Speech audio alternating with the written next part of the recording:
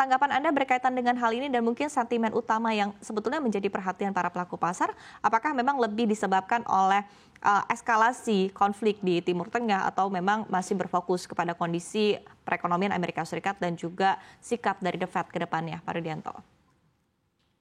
Kalau menurut saya ada dua hal. Yang pertama itu adalah data inflasi di Amerika Serikat yang lebih tinggi daripada ekspektasi, sehingga membuat outlook atau ekspektasi pasar bahwa penurunan suku bunga di tahun ini jadi mundur, atau bahkan mungkin tidak seperti yang direncanakan sampai dengan 3-4 kali seperti itu.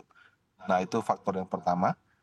Faktor yang kedua, sebetulnya sebelum data inflasi ini pun Bank Sentral Amerika Serikat itu sudah melakukan yang namanya quantitative tightening atau pengurangan likuiditas. Jadi pembelian obligasi dari Bank Sentral Amerika itu sebetulnya sudah terus-menerus dikurangin karena memang sudah terlalu banyak gitu. Nah, tindakan mereka melakukan hal seperti itu menyebabkan sebelum ada kejadian data inflasi ini, dana asing selalu net sell dari awal tahun di obligasi pemerintah.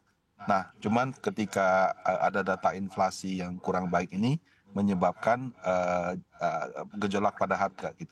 Jadi ada dua hal itu menurut saya. Kalau untuk eskalasi di Timur Tengah, mungkin orang masih lebih banyak WNC gitu. Mhm, Jadi mhm. efeknya seberapa jauh menurut saya masih sulit untuk ditakar gitu. Oke, baik. Tapi tren untuk pergerakan ataupun juga kenaikan dari yield obligasi sendiri menurut Anda akan berlangsung berapa lama begitu? Mengingat tadi sekali lagi kita juga masih wait and see berkaitan dengan konflik di Timur Tengah dan sembari juga masih wait and see ya melihat seperti apa keputusan dari The Fed begitu. Seperti apa, Pak Rudianto? Terlepas dari ada konflik Timur Tengah atau tidak, secara historis ketika yield Sun Indonesia sudah di atas 7%, peluang dia untuk rebound itu berarti turun ke bawah lagi, cukup besar sih. Karena 7% ini selalu kejadian beberapa kali. Entah karena bank sentral, entah karena yang seperti sekarang. Tapi dulu lebih banyak perubahan sikap bank sentral sih. Jadi yang tadinya mungkin memberikan sinyal bunga akan turun, terus karena data inflasi kurang bagus jadi naik lagi. Dulu mengucapkan higher for longer pertama kali, yield kita juga di atas 7%. Tapi setelah beberapa saat biasanya entah kenapa yieldnya akan turun di bawah 7% lagi. Jadi sebetulnya 7% ini adalah resisten yang cukup bagus karena di Indonesia tidak ada masalah. Masalahnya di luar gitu. Mhm, Nah, mhm. oleh karena itu ketika yield mencapai 7% itu sebetulnya itu entry point yang sangat bagus. Oke, baik. Tadi Anda menekankan bahwa nasabahnya memang mostly dari luar begitu ya. Nah, di satu sisi kalau kita lihat mungkin tadi sekali lagi berkaitan dengan capital outflow begitu, seperti apa yang dirasakan dari Anda begitu, apa yang bisa disampaikan berkaitan dengan kondisi capital outflow saat ini? Kalau untuk outflow di pasar obligasi, sebelum ada kejadian Timur Tengah, data inflasi ini sudah terjadi. Cuma dia perlahan-lahan. Kenapa? Karena Bank Sentral US sedang mengurangi, bukan mengurangi lagi. Jadi pembelian obligasi yang sudah dia lakukan, begitu jatuh tempo, dia buyback dengan angka yang lebih kecil. Nah, kalau dulu waktu masih kita di masa PPKM gitu ya, perbankan kan penyaluran kreditnya belum terlalu kencang. Oleh karena itu perbankan juga ikut membeli obligasi seperti itu. Nah, kondisi sekarang ekonomi sudah kembali normal. Jadi pembelian obligasi oleh perbankan juga mungkin tidak terlalu gencar lagi. Tapi kalau secara valuasi ketika yieldnya sudah di atas 7%, saya kira treasury perbankan juga mungkin akan melihat ini sebagai peluang untuk beli kembali sih. Jadi capital outflow ataupun inflow di pasar modal itu biasa ya. Ada waktunya kadang mereka beli, ya kalau datanya bagus, tapi datanya kurang bagus ini. Dan perubahannya itu biasanya bisa terjadi dalam hitungan 2-3 bulan. Mhm. Jadi tidak berarti kalau misalnya sekarang kurang baik akan terus-menerus kurang baik sepanjang tahun. Sebaliknya juga kalau datanya bagus, juga belum tentu akan bagus terus sepanjang tahun. Dinamikanya sangat cepat.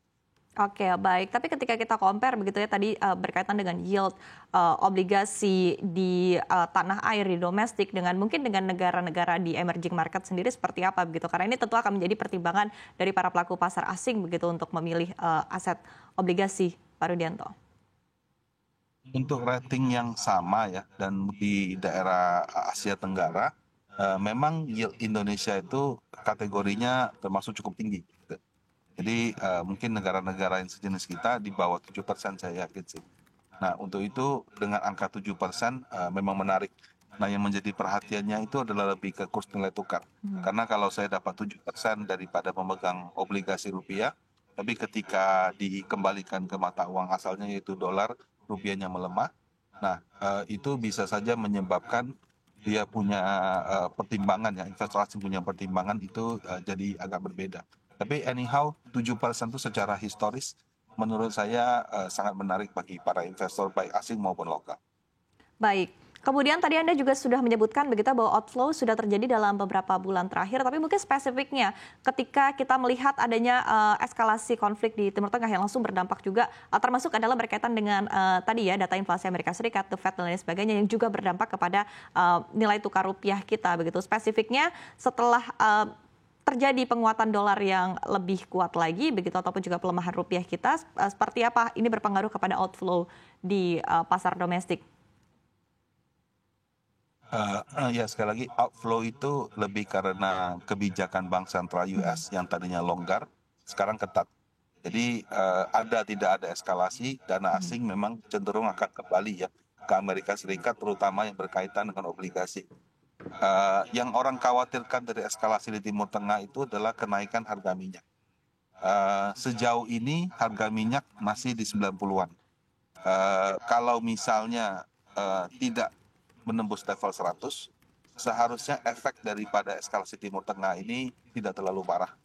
Tapi kalau misalnya harga minyak di atas 100, itu akan menjadi masalah. Kenapa? Karena pengendalian inflasi di US akan semakin sulit, dan karena pengendalian inflasinya sulit, maka ekspektasi penurunan suku bunganya akan berubah lagi seperti itu. Nah, jadi memang yang sekarang orang lihat itu apakah harga minyak akan seperti saat perang Rusia Ukraina dulu ke 150-an atau ya udah 80 90 seperti sekarang sudah oke. Karena secara geografi kan jarak antara Israel sama Iran itu cukup jauh. Jadi invasi perang darat seperti yang orang lihat di Gaza dan Israel itu kemungkinan kecil akan terjadi. Ya, tapi perang itu juga dinamikanya sangat tinggi. Ya kita hanya bisa wait and see aja seperti itu. Oke,